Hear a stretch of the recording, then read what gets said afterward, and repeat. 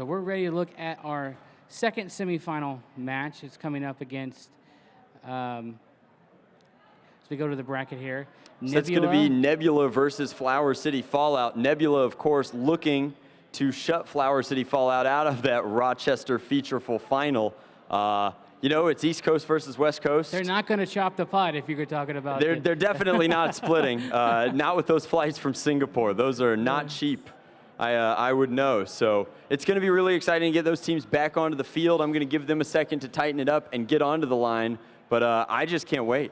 Yeah, so let's take a break here. So we're going to look again Team Nebula as they roll in here from their VIP shoot back at FoamCon. Gavin is mean mugging it as he reloads that 2.0 in there. Everybody's got their best game faces on. And I don't know what the camera direction was here, but these guys look serious.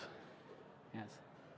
Well, we're having fun here. And, Drac, again, what do you feel like, man? Been a long day. Oh, I mean, it's been a long weekend. This is the conclusion of months and months of work, a huge weekend. It looks like I got to go do some tournament organizing stuff. I'll leave you here, but how do I feel? Busy, excited, and grateful that everybody's watching, everybody's participating, and that we have so many competitors, not just here today, but at the qualifiers. Special thanks again to the Total Sports Experience of Rochester, New York. They've been our hosts for this weekend. They helped us host the final qualifier as well as this final. So they've been a wonderful host. If you're in this area and you're watching along, please check them out. It's a great venue. They have 2 venues across the city. We would recommend them anytime to anybody who wants to have an event or a gathering for their families. So we'll take a quick break here and we'll be right back. I was hearing the fans chant for Nebula. We're gonna have probably the hometown team here having a great support. So we got 2. I mean, a lot of support for both of these teams in their respective corners. Rochester obviously has their buddies already qualified for the finals. They want to play against their friends, and then Nebula over here with 2 other Cali teams present. I mean, trying to bring that home for the West Coast. They're very proud. I like to say West Coast is the best coast, right? They do like to say West Coast, best coast. As a rambling wreck, I don't know if I can double down on that, but and you're from Nashville, so yes, we are from home of hot chicken and country music. So we are up here enjoying the nice weather in Rochester. So I was going to say it's actually been very pleasant. It's triple digits right now where we're from, and a balmy 80. Now it feels like it's 120 degrees inside our Thunderdome, our crucible for these teams, if you will. But we're having a great time. We're going to find out which one of these teams is going to the finals playing for $10,000. It looks like the teams are readying up. Ray is doing his final talks to them. We're going to head over to the box and get ready to comment on it. Watch along on the monitor here so you guys can see, follow along. We are ready to go, ladies and gentlemen.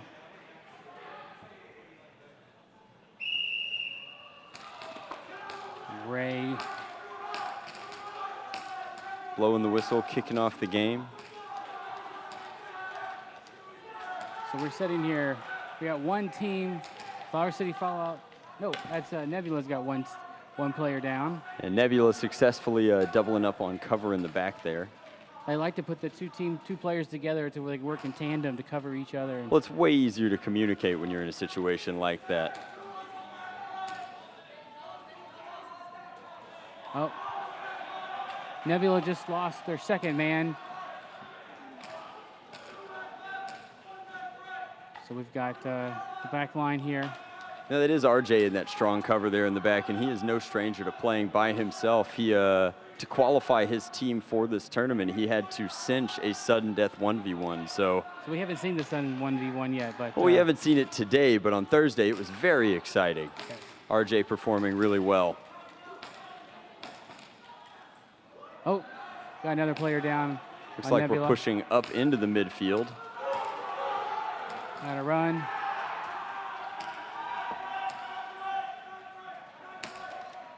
And it's a good thing that RJ is comfortable playing on his own because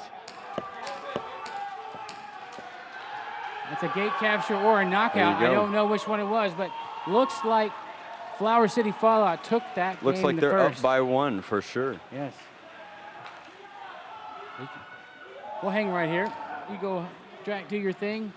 I'll hang here right now. So, about hey, Drek, how many rounds would you have at this point in time in the match? You think if you played, so how many rounds do you Watching use? those teams play like that, firing as much as they were, focusing on their Springer fire, I would say that these guys are right where they should be mathematically. Both teams have probably expended about 30-40% of their ammo. Okay. And it's really, there's not a right or wrong to how much ammo to use? You know, I mean, the right way is the way that gets the job done, and how you win is up to you. Obviously, if you're willing to expend 50% in your first game of your match, you should win that game. And if you do that successfully twice, it maths out that you win the match without ever having to play that third game. And that's the ideal outcome for all of these teams here today. We're hearing from the video. And it looks like we do have a dispute, so we're going to cut to that slide as we resolve that. Channel, and we'll hang out here tight, and we'll be right back. Thank you for watching the Dart Zone Pro Tournament. All right, Ray, so it looks like we resolved another dispute. What's the official ruling? Call on the field holds. This team is up by 1 via elimination. We are good to go. All right, let's get off to that second game.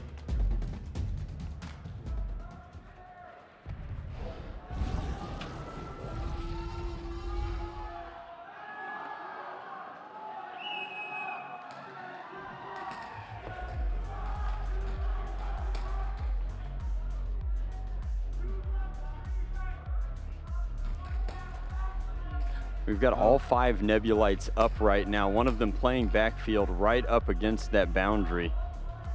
Floating, that takes a lot of eyesight and coordination to be able to see those things coming at you. I mean, it's all about bleeding darts off of your opponents. Oh, so you're just basically making a setting duck. Exactly. Shoot. Drawing their ammo, drawing their fire, convincing them that you're a thing worth shooting at so that your guys can get a better shot. Wow, so you can basically figure out where the other guys are bunkered down and be able to I would definitely be using a 1.2 in that position on the backfield myself, but I think that it's really about drawing their resources away and less about him trying to get a line on players bunkered in cover. With 1 minute to go, and it appears so we got to reload. No eliminations so far. We're definitely going to have a crunch. If you were up at this point in time and with Flower City Fallout, what would maybe your strategy be? I mean, I would try and push in and close it out, avoid any sort of sudden death. But I'm just a very aggressive player in general, Brian. You know what? You go with what you go with what you got you here. So, Flower City's been very aggressive so far, but they are. I think that now that they're up a game, though, they are adapting to that strategy of, they can bleed out the draw. There's true, very true. There's no issues with that if they think that their ammo is going to hold up better. Take it to that third game, and a 1-0-0 victory is still a victory. So we have not seen. All matches have ended so far with team winning 2 points. Yeah, we haven't clocked out any matches thus far, so it'll be interesting to see what happens in this last minute. So Nebula's so it's pretty still evenly matched. We've got 5 players on Nebula versus 5 players on Fallout City, Flower City Fallout. Sorry, the alliteration is very tough today. No, it's a lot of alliteration aside. We're definitely in a situation where Nebula is going to have to make a play, and Flower City Fallout knows it. So it seems like, 30 seconds to go. Both teams seem like they are comfortable taking this one to a game 3, evaluating the ammo that they have left in their blasters, and progressing through the tournament that way. 22 seconds I'll go on the clock. And if that is your overall strategy as Nebula, you should be pushing forward just to force them to expend those darts in these last 15 seconds. They could just hang tight if they let it come out. You'd leave one player back and then bleed out darts now, but it looks like everybody is content to take it to we're going to run to a game 3. game 3, ladies and gentlemen, in Yeah. the second semifinal. One last dance, and up. Didn't beat the clock. That was a very strong move. All there. right. So we'll go to a game 3, ladies and We are gentlemen. going to a game 3. And I think that we're probably going to take my microphone over and interview one of these teams on their way into their third game. Yep. You guys have to make a play here. What's the strategy going forward? The strategy going forward is to watch carefully, look for an opening, and try to make a much more aggressive play to throw them off of our strategy. Excellent, excellent. Well, I hope that works out for you. I look forward to seeing how it plays out. Yeah, so we're getting a little bit of a in-game review and insight that's been appreciated and brought to you by Drac and Nebula. So thanks for taking that time. We are ready to go here. Give it a thumbs up from our head referee. So let's play the third match and see what happens. Good luck to both teams here.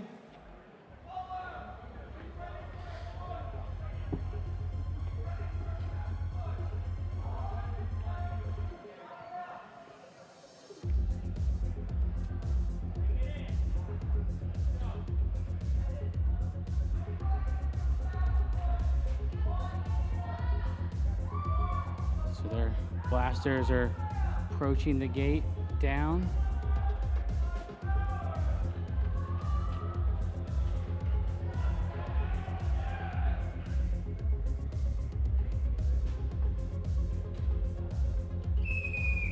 And we are off. Really excited to see how this this match is going to play out for Nebula. Putting them in a winning in position is going to be tough. Trying to force that sudden death final finish. Now they have won one of those before, so if they can make that happen, it'll be pretty dynamic for the footage at home.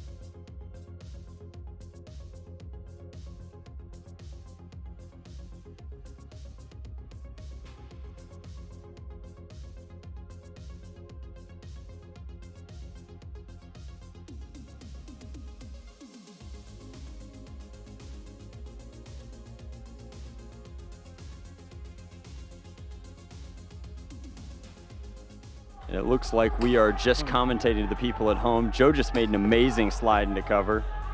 Looks like he was tagged on the way there. Another tag. Called out by the ref.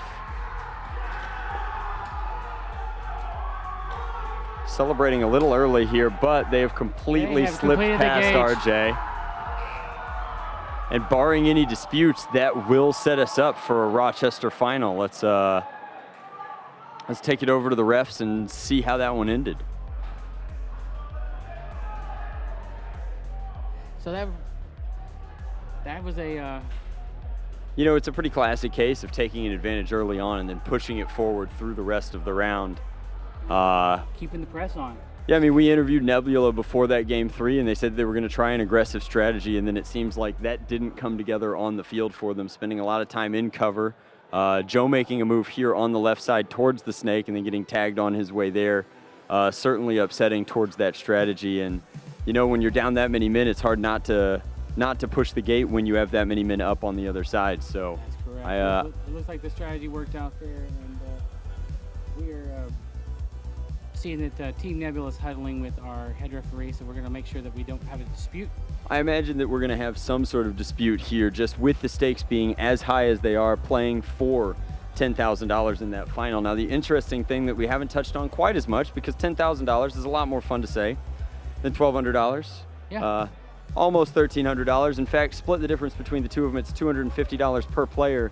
Is that the eliminated players here in our semifinal matches will be playing a match before our ultimate final for that third place prize definitively, to determine which of them is going to take home that third place check. Excellent. So I just spoke to our head ref, and it looks like that is a clean victory.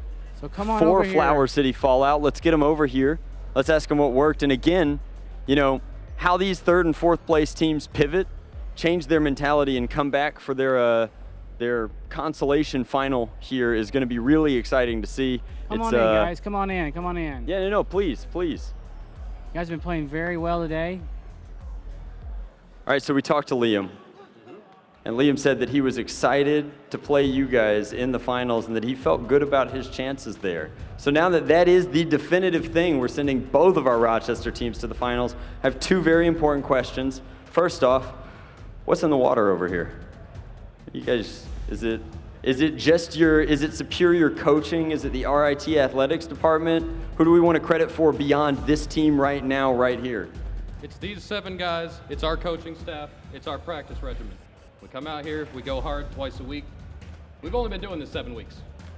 You know, it's crazy though, if you say that you've been practicing twice a week for 7 weeks, that's 14 practices in this format specifically. I think that it's safe to say with this kind of finals coming up that practice does in fact pay off.